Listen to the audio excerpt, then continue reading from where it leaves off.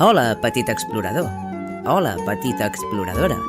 Benvinguts a Minimón, el lloc on les històries comencen suaument i creixen dins teu. Poseu-vos còmodes, respireu a poc i obrim junts la porta del conte d'avui. Avui us portem un conte que ve de França, un conte antic, que fa més de 300 anys que s'explica. És la història d'un nen tan petit que tothom li deia Polset, perquè quan va néixer no era gaire més gran que un dit polze. Però ja ho veureu, dins d'aquell cap tan petit hi vivia una idea per a cada problema. I així comença el nostre conte.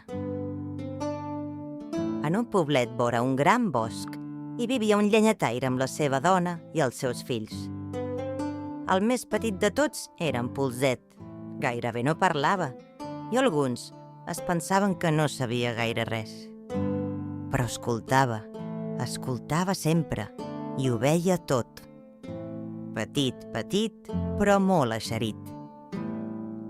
Aquell any, l'hivern va ser llarg i dur i al rebost no quedava gairebé res. Una nit, el pare i la mare parlaven a la vora del foc, amb llàgrimes als ulls. «No tenim menjar per a 7 fills», va sospirar el pare. «Demà els deixarem al bosc. Potser algú amb més sort els trobarà i els cuidarà». La mare va plorar, el pare va plorar, el cor se'ls partia. Però en Polset, des del llit, ho havia sentit tot. No va plorar, va rumiar. I abans que sortís el sol, va córrer fins al rierol i es va omplir les butxaques de pedretes blanques. Clic, clac. L'endemà, tota la família va caminar bosc endins i en Polset, que anava a la cua, deixava caure una pedreta rere l'altra, sense que ningú el veiés. Quan el pare i la mare van marxar, els germans grans es van posar a plorar. «No ploreu», va dir en Polset. «Espereu que surti la lluna». I quan va sortir la lluna, les pedretes blanques van brillar com estrelletes escampades per terra. Pas a pas, pedreta a pedreta, els 7 germans van tornar a casa. Els pares els van abraçar plorant d'alegria. Justament aquell dia havien cobrat uns diners que els devien i hi tornava a haver pa a taula.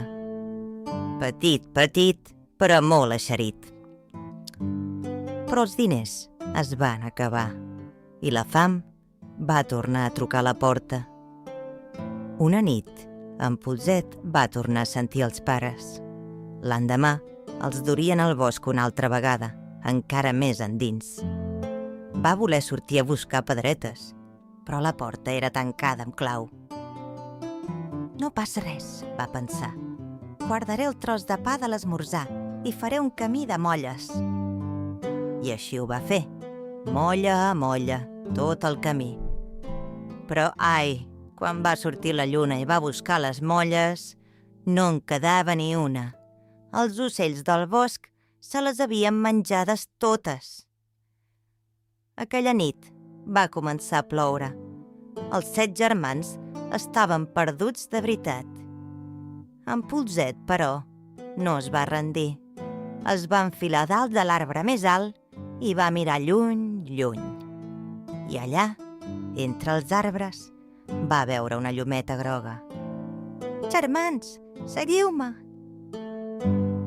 Va caminar cap a la llum i van arribar a una casa gran, molt gran, amb una porta enorme. Toc, toc. Va obrir una senyora alta, de cara amable, que en veure'ls va fer uns ulls com unes taronges. «Pobrets! Què hi feu aquí? Aquesta és la casa d'un ogre golafre que es menja els nens per sopar». «Si us plau», va dir en Polset, «a fora fa fred i és fosc. Deixeu-nos entrar, encara que només sigui una estona». La senyora tenia bon cor. Els va donar sopa calenta i els va amagar sota el llit. I llavors es va sentir un pas, i un altre, i un altre. El terra tremolava. L'ogre va entrar i va ensumar l'aire amb aquell nassarró. Quina olor de carn fresca! Va rugir. Va mirar sota el llit i va trobar els 7 germans, tremolant com fulles. Que bé! Ja tinc sopar per demà! Ara no, home, ara no, va dir la senyora. Avui ja tens la sopa a taula i aquests nens estan massa cansats. Demà en parlarem. L'ogre va rondinar. Va sopar un plat enorme de mongetes i se'n va anar a dormir.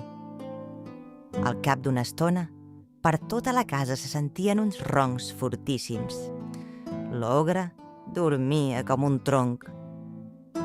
En Polset va despertar els germans, un per un, fluixet, fluixet. Ara, sortim de puntetes. De puntetes, van travessar la cuina gran, van obrir la porta a poc i van córrer bosc enllà, agafats de les mans, fins que va començar a sortir el sol. Quan l'ogre es va despertar i va veure que els nens havien fugit, es va enfadar moltíssim. Que es pensen que s'escaparan? Ara veuran! I es va posar les botes màgiques, les botes de 7 llegües, que amb una sola passa saltaven muntanyes i rius sencers. Pam! Pam! Cada passa feia tremolar la terra. L'ogre s'acostava. De pressa, va dir en Polset, amaneu-vos aquí. I els 7 germans es van arraulir dins del forat d'una roca grossa. L'ogre, de tant córrer, estava tan cansat que es va asseure a descansar, justament damunt d'aquella roca. Al cap d'un moment, roncava una altra vegada. Llavors, en Polset va tenir la seva millor idea. A poc, sense fer gens de soroll, li va treure les botes. I com que eren màgiques, les botes es van fer petites, fins de quedar de la seva mida. Petit, però molt eixerit.